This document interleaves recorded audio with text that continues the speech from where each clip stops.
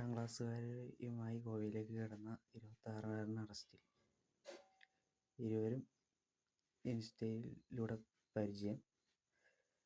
പെൺകുട്ടി പീഡനത്തിനിരയായെന്ന് report. 8ാം class, അതെന്തോരം പ്രായമുണ്ട്. ഇവനാണെങ്കിലോ 26 വയസ്സ്. 8ാം ക്ലാസ്സുകാർ ചാടിപ്പോയി. എന്തുകൊണ്ട് പോയി? ഒന്ന് ആലോചിച്ചു. 8ാം ക്ലാസ്സുകാരി 26-കാരൻ്റെ ഓടിച്ചു. നോക്കാം, കുറച്ച് 2-3 ദിവസം മുമ്പ് എങ്ങാണ്ട് ചെയ്തിരുന്നു. ഇത്ര വയസ്സുള്ള കുട്ടികൾക്ക് ഇൻസ്റ്റാഗ്രാം യൂസ് ചെയ്യരുതെന്നും പറഞ്ഞാണ്ട്. ഇപ്പോൾ അത് കൊടുത്തതിൻ്റെ ഫലമാണ് ഇപ്പോൾ കണ്ടത്.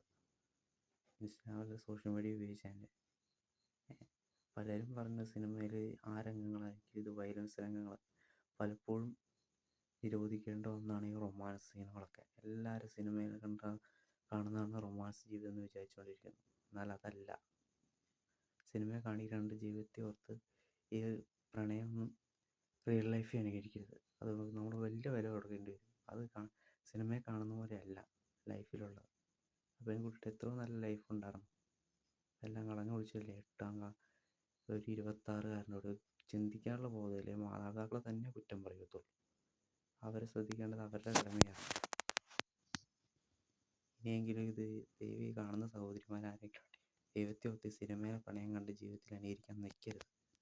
കാരണം നമ്മളെ ചതിക്കാൻ ഇഷ്ടംമാതിരി കഴുകൻ കണ്ണുകളും കാമക്കണ്ണുകളുമുണ്ട്.